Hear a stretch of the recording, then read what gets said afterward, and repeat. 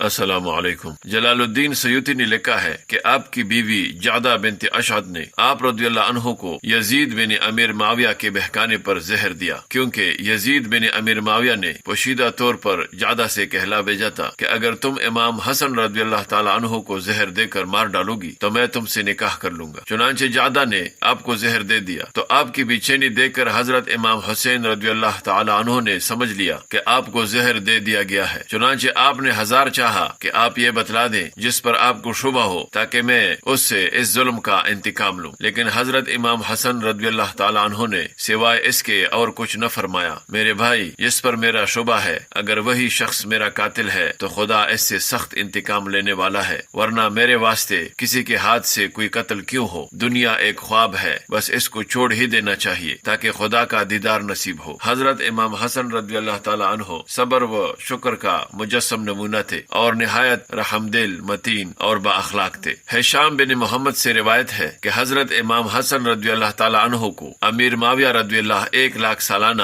درہم وظیفہ دیتے تھے۔ 1 سال وظیفہ نہ ملنے کے باعث آپ نہایت تنگ دست ہو گئے۔ جب اخراجات ضروری سے بھی مجبور ہونے لگے تو آپ رضی اللہ نے ایک روز امیر معاویہ رضی اللہ کے نام یا دہانی کا رکا لکھنے کے لیے قلم منگایا، لیکن آپ پھر رک گئے۔ چنانچہ اسی روز آپ رضی اللہ نے حضور صلی اللہ علیہ وسلم کو خواب میں دیکھا کہ آپ صلی اللہ علیہ وسلم نے فرمایا، اے حسن، تمہارا کیا حال ہے؟ امام حسن رضی اللہ تعالیٰ عنہ نے عرض کیا، نانا جی اچھا ہوں۔ اس کے بعد تنگ دستی کی شکایت بھی کی، جس پر حضور صلی اللہ علیہ وسلم نے ارشاد فرمایا، کیا تم نے اپنی ہی جیسی مخلوق سے مدد مانگنے کے لیے قلم منگائی تھی؟ خدا پر متوکل رہنا چاہیے، وہی دینے والا ہے، اسی سے مانگو اور وہی دے گا۔ اس کے بعد آپ صلی اللہ علیہ وسلم نے ایک دعا بتاتے ہوئے فرمایا، اسے پڑھا کرو۔ اس کا ترجمہ یہ ہے، الہی میرے دل میں اپنی ہی طرف کی امید ڈال اور دوسروں کی طرف سے میرے دل سے امید کو قطع کر دے، یہاں تک کہ تیرے سوا میں اور کسی سے امید نہ رکھوں۔ یا الہی میری قوتوں کو ضعیف نہ کر اور مجھ سے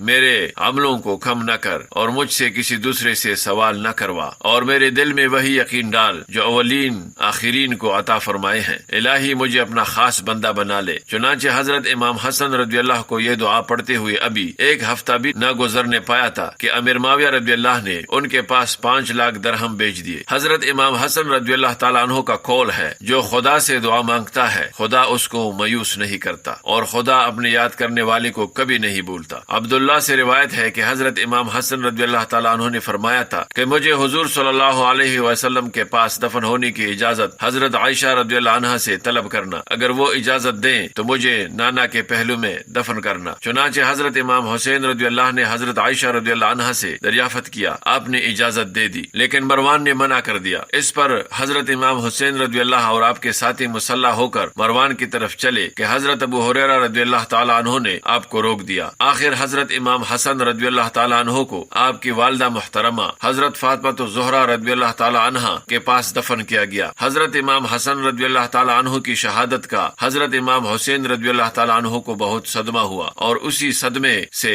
دل برداشتہ ہو کر آپ مع اہل بیت مدینہ منورہ سے مکہ معظمہ تشریف لے گئے۔ قاتل امام حسن رضی اللہ تعالی عنہ یعنی جعدہ بنت اشعث نے آپ کے انتقال کے بعد یزید بن معاویہ رضی اللہ سے اپنے ایفائے وعدے کے مطابق جب نکاح کرنا چاہا تو اس نے انکار کر دیا، لیکن زر مال دے کر اپنے وعدے کا مبادلہ کر دیا۔ دوستو، اللہ تعالی ہمیں رسول اللہ صلی اللہ علیہ وسلم کی سنتوں اور صحابہ کرام کے نقش قدم پر چلنے کی توفیق عطا فرمائے، آمین۔ السلام علیکم ورحمۃ اللہ وبرکاتہ۔